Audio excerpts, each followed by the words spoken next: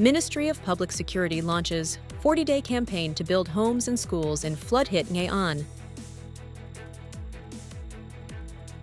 France proposes alliance to stabilize Gaza. U.S. extends tariff waiver on China for another 90 days. Hello, so good to see you again in today's news by Nghệ An Press and Broadcasting Agency. Here we go, the first headline of the show. This morning in Mili Camille, the Ministry of Public Security, in coordination with the Nghệ An Provincial Party Committee, People's Council, People's Committee, Fatherland Front Committee, and the Provincial Police just launched a 40-day campaign to build homes and schools for residents and students affected by recent floods. According to the plan, the Ministry of Public Security will support Nghệ An Province in building 500 new homes for families whose houses were destroyed, washed away, or need urgent relocation. An additional 500 severely damaged houses will also be repaired. In hard-hit My Lai, a border commune, 86 households have registered to receive prefabricated homes. Alongside housing reconstruction, the police force has committed to rebuilding My Lai 2 semi-boarding primary school for ethnic minorities, which was completely destroyed in the floods. Joining hands with the entire political system, the People's Public Security Forces are pushing forward a 40-day non-stop campaign to help rebuild lives in western Nghệ An. Several key projects are set to be completed by August 19, 2025. This ambitious timeline poses significant challenges, requiring urgent, coordinated, and methodical efforts to ensure residents have shelter and students have classrooms before the new school year begins. French President Emmanuel Macron recently criticized Israel's plan to intensify its military campaign in Gaza and proposed the creation of an international coalition under UN mandate to help stabilize the region. The move comes after he criticized Israel's plan to expand its military campaign, arguing that military action alone cannot bring lasting peace. The proposed coalition would focus on humanitarian aid, infrastructure rebuilding, and reviving political dialogue.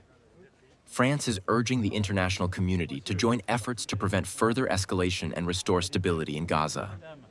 Paris also emphasized the UN's central role in overseeing and coordinating the coalition's activities. The initiative has drawn interest from several European and Middle Eastern countries, with international consultations expected soon. Reuters cites the White House officials confirming that President Donald Trump just signed an executive order in August 11 to extend the deadline for imposing higher tariffs on China until November 9th. Obsolete, no, obsolete. Well, and then 15% of the profit. Chinese officials expressed hope that the U.S. would work toward a positive trade outcome by August 12th, when the 90-day trade truce reached in May expires. The latest extension follows trade talks between the two sides in Sweden last month, CNBC reports. Without the extension, tariffs would revert to April levels, when the U.S. imposed a 145% tariff on certain Chinese goods, and China responded with a 125% tariff on U.S. products. Currently, U.S. exports to China face roughly 30% tariffs, while Chinese imports into the U.S. are subject to a base 10% tariff, plus an additional 20% related to fentanyl smuggling allegations. Upcoming are some updated news. Prime Minister Pham Minh Chinh signed official dispatch number 131 CG-TTG on August 11, 2025, calling for accelerated investment and construction of the coastal road network. The planned system spans approximately 2,838 kilometers, combining national highways and local roads. So far, 1,397 kilometers have been completed and put into operation. 633 kilometers are under construction, and 808 kilometers remain uninvested or in preparation stages. The Prime Minister urged local authorities to treat this as a key political task, focusing on leadership, management, and lawful resource allocation to ensure timely project implementation.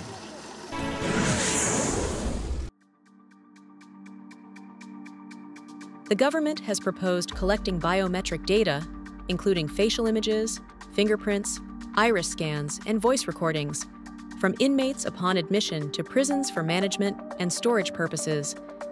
This new measure is part of the revised penal execution law draft presented to the National Assembly Standing Committee on August 12th.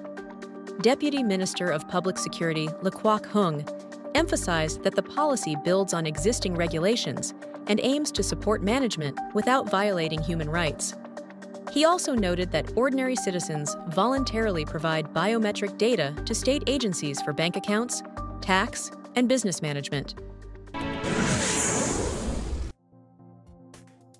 The National Archives Center I is hosting an online exhibition titled "Nothing is More Precious Than Independence and Freedom" to mark the 80th anniversary of the August Revolution and National Day on September 2nd. The exhibition showcases rare archival documents and images illustrating nearly a century of Vietnam's resilient struggle against colonial rule. It also features materials highlighting the country's 80-year journey of nation-building since independence. Many documents are being publicly released for the first time, divided into 3 sections: Dark Nights, Vietnam, A Resilient Nation, and 80 Years of Triumphant Songs. The exhibition underscores the enduring message, "Nothing is more precious than independence and freedom," the immortal aspiration of the Vietnamese people.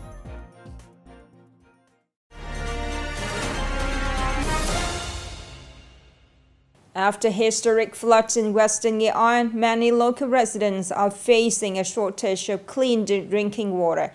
Installing simple low-cost filtration systems is seen as an effective immediate solution. More in the story today.